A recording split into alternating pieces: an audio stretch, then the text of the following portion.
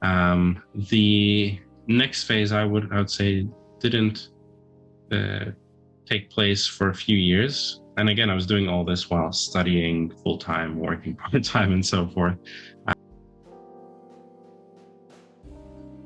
The first phase was the blog phase, where it was just me whenever I'm free, initially, whenever I was required to by my university, I had to publish articles on the website. That lasted a few months in 2012, and was followed in January 2013 by me establishing our Facebook page.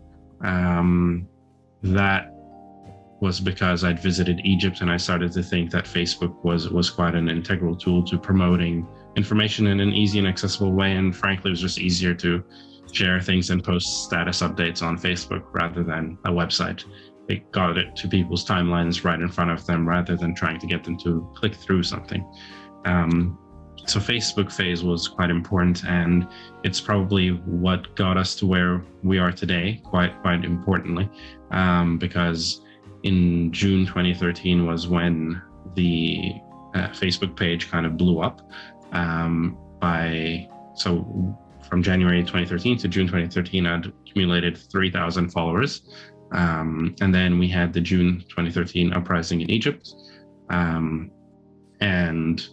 what I did at the time was try to tell people in English through simple status updates on Facebook what was happening in Egypt in very simple terms, on a moment-to-moment basis. So I was posting dozens of posts a day during the 2 weeks of the uprising on Facebook saying, it's 12 p.m. right now.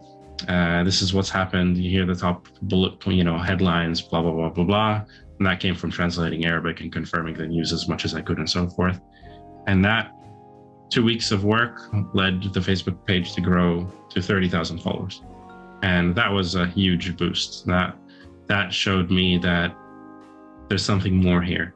Right. This can be more than just a blog. This can be more than just, a website I'm just doing.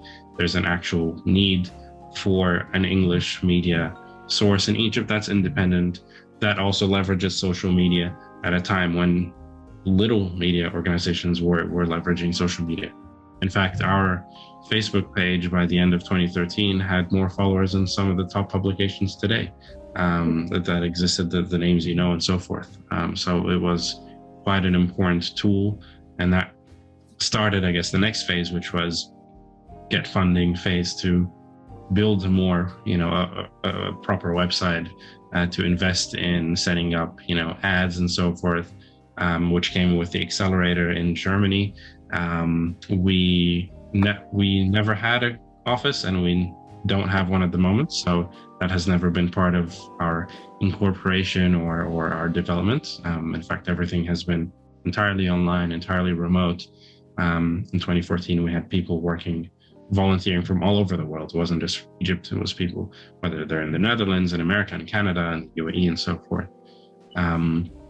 But that phase was important to give us slightly more credibility, get our name out there, and to build our website.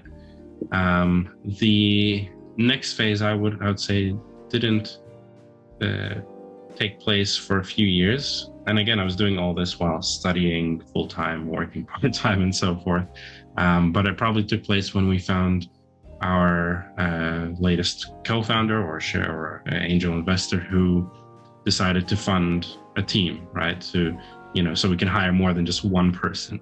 And that's when we hired 3 people. And I was like, wow, I can have 3 people working on Egyptian streets. And that's when I started, stepping away a little bit, being able to delegate more work, not having to write most of the articles myself, and developing more of a team environment where we had a consistent team working together to develop content, produce content, and so forth.